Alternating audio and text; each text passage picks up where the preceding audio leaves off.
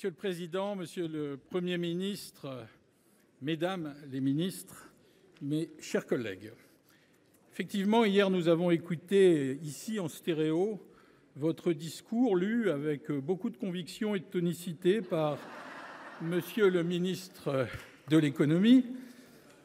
C'est un exercice sacrificiel auquel nous compatissons.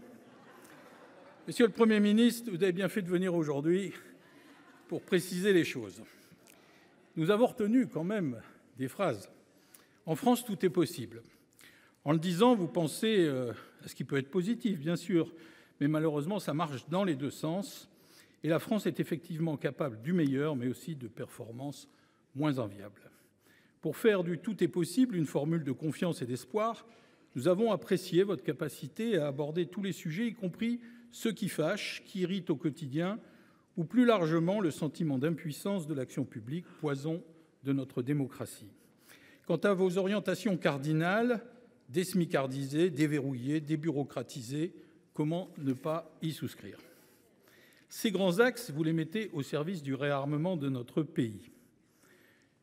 Permettez, un vieux matou né en 1954, de vous proposer un autre terme, bien plus classique, mais plus important à mes yeux, celui de justice. Réarmer est sans doute nécessaire, mais pour in fine servir la justice. Car c'est le sentiment d'injustice et d'iniquité qui fragilise aujourd'hui notre société. La colère agricole, on vient d'en parler, en est la caricature. Les agriculteurs sont au carrefour d'une quadruple injustice. Territoriale d'abord, opposition accrue d'un monde qui se sent abandonné, déclassé. Économique, les agriculteurs sont les parents pauvres du partage de la valeur. Sociale et culturelle, celle des travailleurs, de ceux qui se lèvent tôt face aux injonctions des cols blancs hors sol, l'injustice de vivre avec le sentiment de devoir abandonner ses valeurs. Enfin, justice, injustice face à des normes et des contraintes françaises ou européennes qui ne pèsent pas sur leurs concurrents d'autres pays. Chez nous, l'injustice commence dès la naissance. Elle dépend du milieu, mais aussi du lieu où l'on vient au monde. Le président de la République l'a reconnu, nous ne garantissons pas l'égalité de tous les enfants de la République. Et pour cause, aujourd'hui, naître à la campagne, c'est souvent naître dans un désert médical. Là réside sans doute actuellement l'injustice territoriale la plus insupportable. Or, vous l'avez justement souligné, nous ne pouvons pas attendre gentiment que la fin du numerus clausus produise ses effets. Régulariser les médecins étrangers n'y suffira même pas. Il faudra avoir le courage, et vous venez de le dire à l'instant, d'élargir les délégations d'actes par expérimentation. Plus globalement, pour tâcher de remédier à l'injustice territoriale, le Sénat plaide pour une décentralisation régénérée qui restitue des marges aux collectivités, qui insuffle plus d'équité que d'égalité formelle.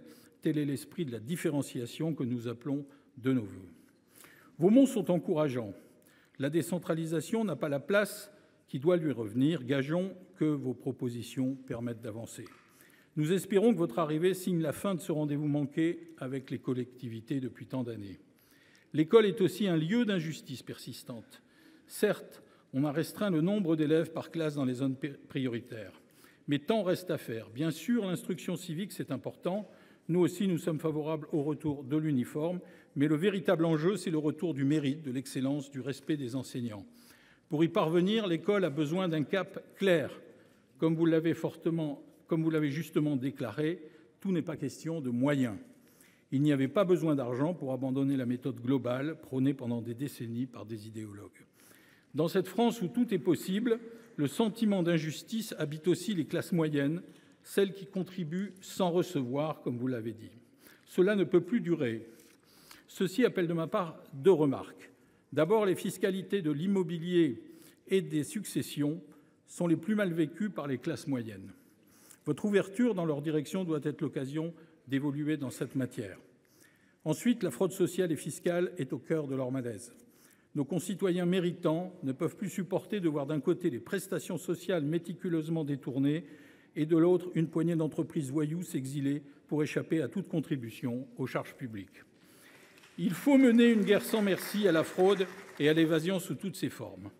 L'injustice se vit aussi de plus en plus dans la question du logement.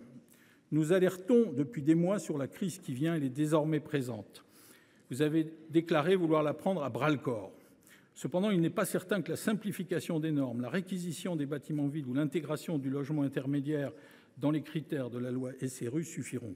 Ce sont des mesures pertinentes qui étaient attendues, mais plusieurs centaines de milliers de logements manquent aujourd'hui. Comment se dégager du foncier avec les problèmes du ZAN en particulier? Vous l'avez souligné, il faudra adapter le ZAN dans son application. Tout ne pourra pas reposer sur la seule densification. La transition écologique soulève également un enjeu majeur de justice et d'équité. Car cette transition, aussi vitale et nécessaire soit-elle, va faire des perdants. Je pense en particulier aux petits propriétaires qui vont être plombés par le DPE ou aux artisans que les ZFE vont empêcher de travailler. Monsieur le Premier ministre, l'injustice se niche jusque dans les derniers jours de la vie. La dépendance est l'un des défis majeurs qu'il nous faut relever aujourd'hui. Avec le vieillissement de la population, c'est toute la société qui doit se réinventer. Nous ne pouvons pourtant plus procrastiner. Le modèle social et financier est au bord de l'implosion. C'est maintenant qu'il faut agir. Enfin, les inégalités et les injustices sont intergénérationnelles, ce qui pose aujourd'hui la question de la dette et des déficits.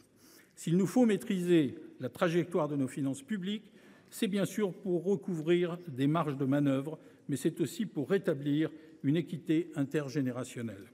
Or, nous n'en prenons pas le chemin. Cette année, notre pays devra emprunter 285 milliards d'euros.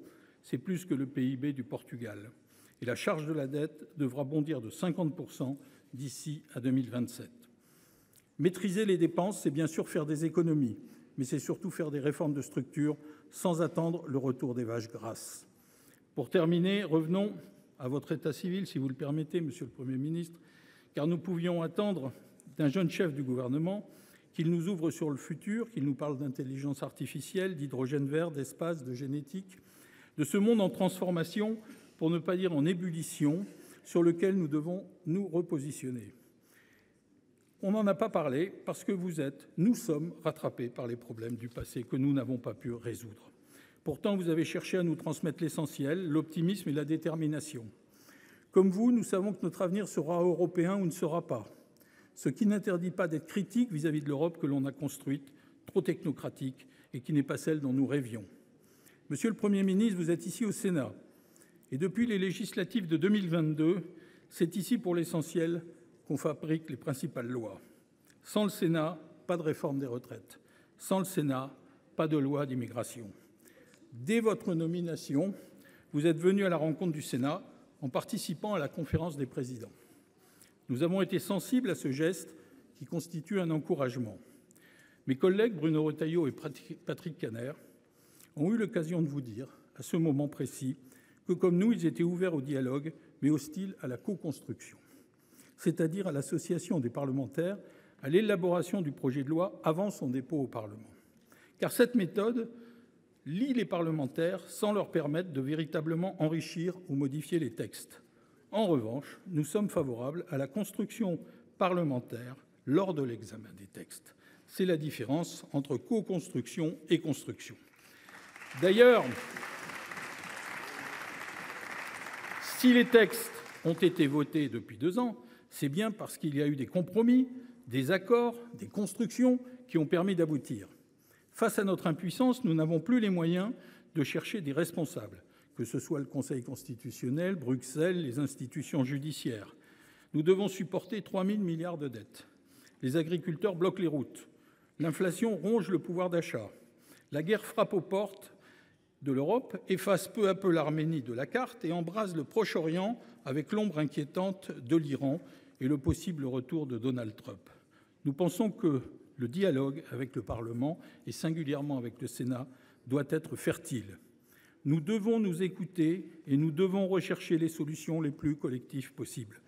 Alors, Monsieur le Premier ministre, cette responsabilité, elle pèse sur vos épaules, elle pèse aussi sur nos épaules.